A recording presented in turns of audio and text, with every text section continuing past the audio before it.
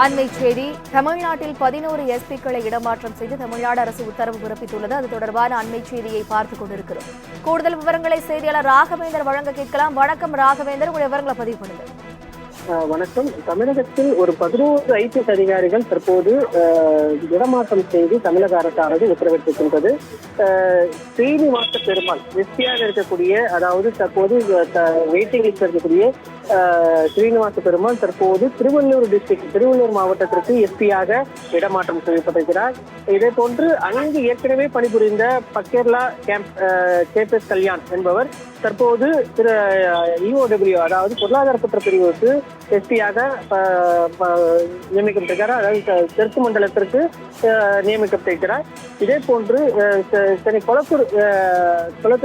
கொளத்தூர் டிசியாக இருக்கக்கூடிய, அதாவது deputy commissioner of போலீஸாக இருக்கக்கூடிய சக்திவேல் தற்போது செக்யூரிட்டி பிரான்ச் சிஐடியாக அவருக்கு பணி ஒதுக்கப்பட்டிருக்கிறது.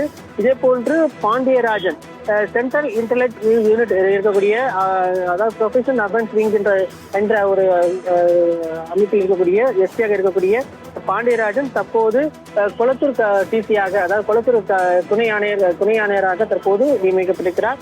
இதே போன்று Saminathan superintendent of police, Tiruppur district இருக்கக்கூடிய எஸ்பியாக இருக்கக்கூடிய சாமிநாதன் தற்போது vigilance anti corruption south range அங்கு இருக்கக்கூடிய, அதாவது தெற்கு ஊழல் தடுப்பு கண்காணிப்பு துறையாக எஸ்பியாக தற்போது பணி அமர்த்தப்பட்டிருக்கிறார். சியாமலா தேவி டிசியாக இருக்கக்கூடிய எஸ்பியாக இருக்கக்கூடிய ஷியாமலா தேவி தற்போது superintendent of police central intelligence unit அந்த இங்கிருந்து அவர் மாற்றம் செய்யப்பட்டிருக்கிறார். இதே போன்று சரவணகுமார் ஊழல் கண்காணிப்பு துறையில் இருக்கக்கூடிய எஸ்பியாக பணியாற்றக்கூடிய சரவணகுமார் தற்போது superintendent of police vigilance anti corruption north range, அதாவது வடக்கு மண்டலத்தில்